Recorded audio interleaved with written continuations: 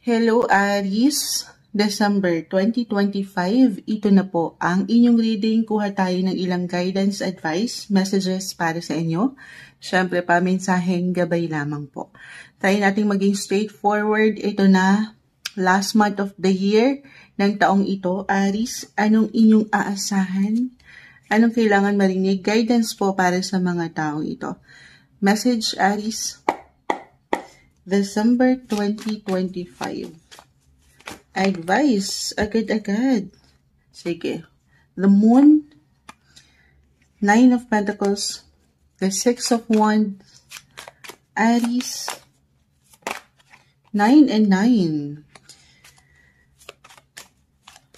Okay, actually 9th house ang mag-highlight ngayon astrologically sa inyo. Pero, the Hierophants. Meron bang ilang naka-reverse na baraha kung bago lamang po kayo kay Moonchild ha?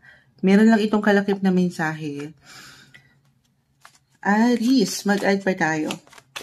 So, dito pala nakikita ko na between work, money, family. Aries, December 2025. Anong aasahan nyo? Anong guidance? 10 and 10. Okay, sandali. Ito na.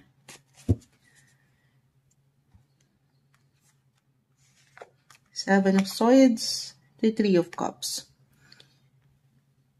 So again, na-mention ko na nakita ko na 9 and 9. Astrologically, Aries, suurong ko lang kayo, napaka-imbalance ni Moonchild. Ang 9th house po ay connected sa travel. Meron bang travel? You're in luck pagdating sa travel. Yes po, may something. Ito pwedeng kusang umangat na sa inyong pakiramdam.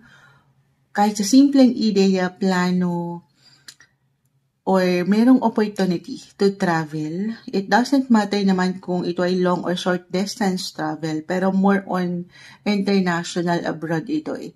Or anything opportunity abroad. Kahit andito lang kayo sa atin, sa Pilipinas, pero maaring meron something balita, impormasyon, na konektado po sa ibang bansa. Kung ito'y may patungkol, excuse me po, sa inyong mga career, if ever itong company nyo ay connected sa ibang bansa, may magandang oportunidad po akong nakikita. Claim natin na may pag-success, may pag-increase, may pag-level up, napupuna kayo, nakikita kayo Aries, hindi na babaliwala yung patuloy yung pagsisikap sa inyong mga buhay paggawa. Medyo may pagka-private lang, low-key yung energy, sumasukses kayo ng tahimik lang, hindi nyo pa man yan ma-realize, pero merong nakapupuna sa inyo.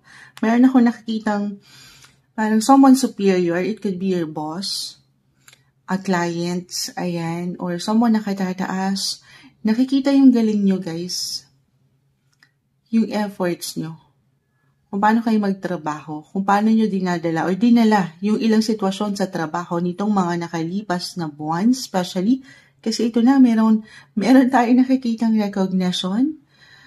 It could be a promotion, an award, or kahit sa simpleng appreciation, Aries, namumunga kayo. Kahit po sa mga pagkakataon, kasi nakakuha nga tayo ng ilang reversal na baraha, isang indikasyon na marahil may pagkainip doon sa process or in a way, pakiramdam nyo walang progress? Meron po. Okay, meron tayong nakikita. Meron at merong completion, achievement, something, yes, something will end for some of you. Pero definitely, merong mga bagong simula na parating.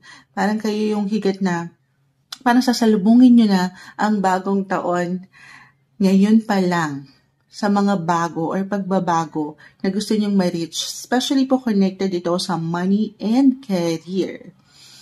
Okay, yung una kong nakikita dito. Or may travel po ba? Could be connected po sa work din or for pleasure.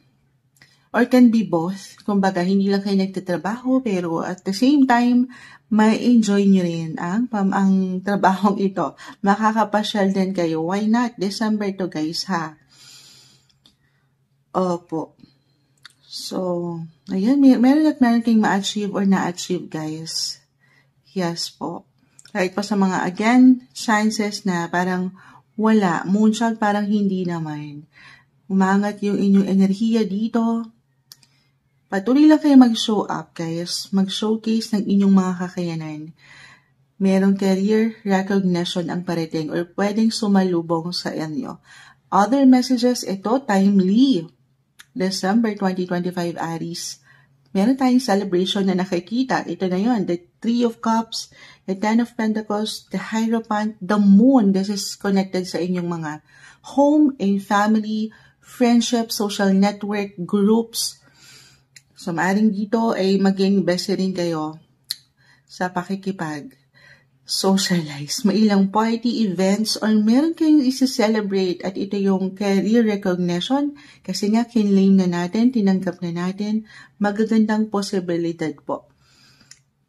Kumbaga, itong lahat ng pinagdaanan mo the past months ng taon ay ito, merong something reward. Lalo pa kung alam mo naman sa iyong sarili, Aries, ha, na nagsikap ka lang, binigay mo yung best mo. Ito kasi yung bunga, guys, eh. The Nine of Pentacles. Ito yung resulta, yung outcome. Pero lagi kong na-mention, another reminder lang tayo, Aries, na yung, kung ano man po yung umaangat sa yung cards, ha, maaring ito lamang po yung kondisyon sa situation mo na kinakaharap or kakaharapin, pero yung resulta, yung outcome, of course, at the end of the day po, ay wala sa mga baraha mo. Okay? So, huli, everything's still up to you, pero nakita ko naman dito na nagsikap ka. Binigay mo yung diskarte mo. Pinaangat mo yung diskarte mo, yung mga malilikhain mong paraan, yung enerhiya mo as an Aries para magampanan itong ilang obligations, responsibilities, o yung gusto nyong makitang resulta. So, i-claim na natin ito. 9 and 10 of Pentacles, guys. Naka-reverse man yan, isang indikasyon na walang overnight success. This is something na patuloy na magmumula sa inyong pagsisikap. At magpe-pay off yan, guys. Yes po. Again, claim na natin na merong sa celebrate, may celebration po. Hindi lang para sa inyo, hindi lang kayong magsasaya, pero itong ilang tao sa inyong paligid na mahalaga at mahal mo. Ito yung umaangat na guidance advice, messages para sa inyo. December 2025, Aries.